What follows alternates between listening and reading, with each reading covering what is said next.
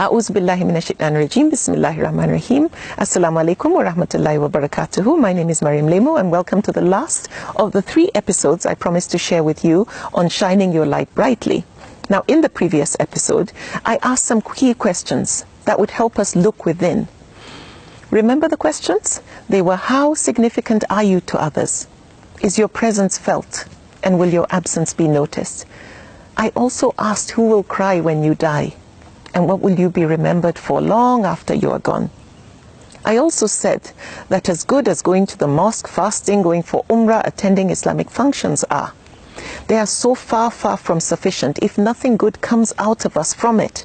However, let me ask you a few questions. Are you the one who, when people have a problem, they think of you? Are you the one whom, when people want advice, they come to you because of your wisdom? Are you the one who, when people want to settle a dispute, they come to you because of your sense of justice? When people are hurt and they need comfort, they come to you. Maybe they are grieving or they've gone through a divorce. Are you the one who mobilizes your friends so that you can handle the medical bill of somebody who cannot afford it? Are you joining hands with some friends to sponsor someone to get a better education or further their studies? Now remember this: the deeds loved the most by Allah are those that are done regularly, even if they are small. Now, we have enough ordinary people out there. I always say this: we have enough ordinary people out there doing ordinary things. Nothing. What we need is ordinary people doing small, extraordinary things. Now that would make you extraordinary.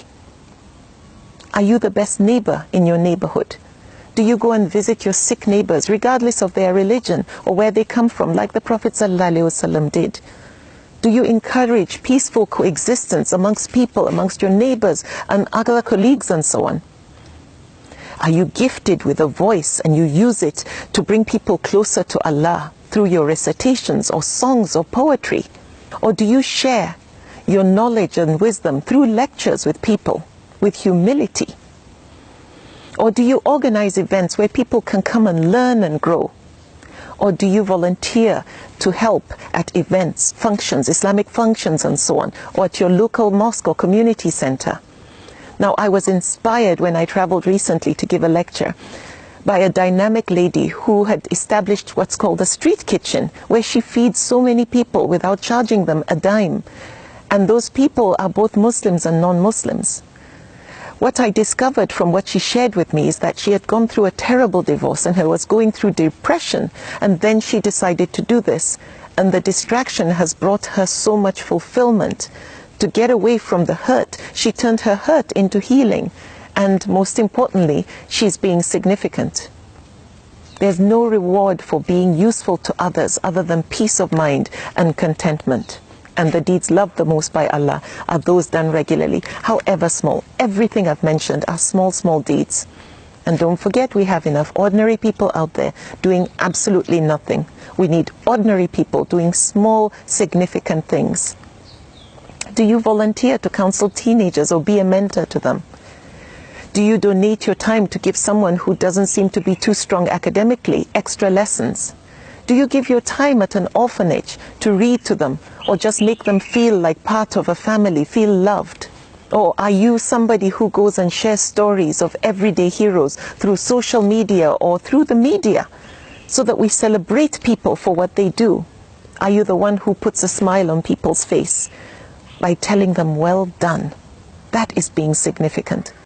Are you a ray of sunshine for people because of your positive nature? You're optimistic. Or are you the one who silently likes to help the underprivileged who don't know that you are a donor? Or people and birds sit under the shade of a tree, enjoy the fruits and the shade, the coolness and the breeze, and they didn't know you were the one who planted that tree. The deeds loved the most by Allah are those done regularly, even if they are small.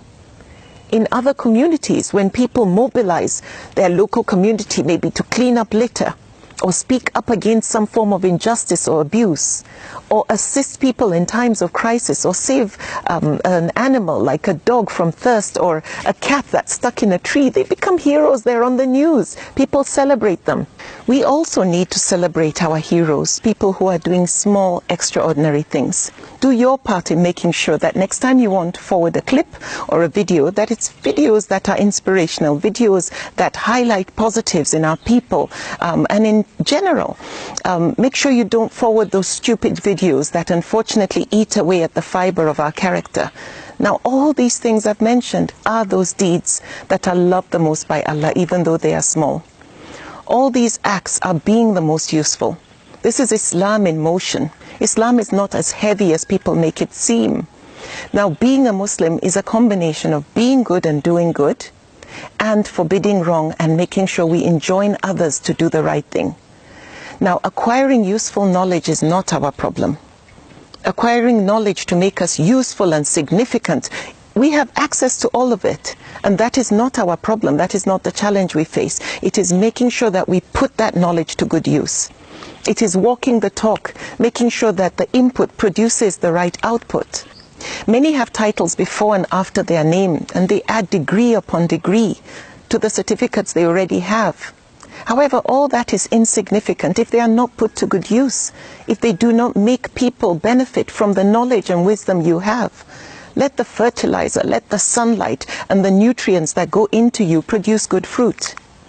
Now, it is a challenge for all of us to be the best and the most useful. Like the Prophet ﷺ said, the best amongst you are those who are the most useful.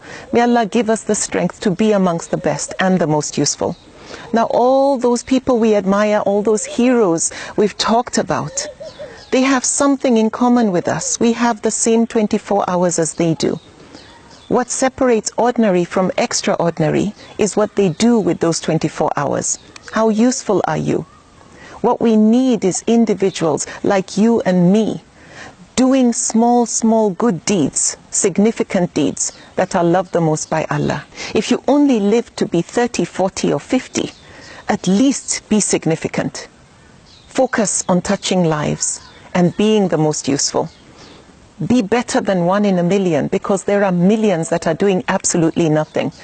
What we need is ordinary people doing small, extraordinary things. Now, I've come to the end of this first series of my lecture, and I ask you please to forgive me if I've offended you in any way, and for wherever I've erred, I ask Allah to forgive me as well. May our future always be better than our past. May our 2 days never be equal in accomplishments, and may whatever we do serve as a witness for us in the life to come. Please watch out for more videos that I will be putting out there, and I pray they will help you grow and learn and strengthen your relationship with Allah, and help you be more significant.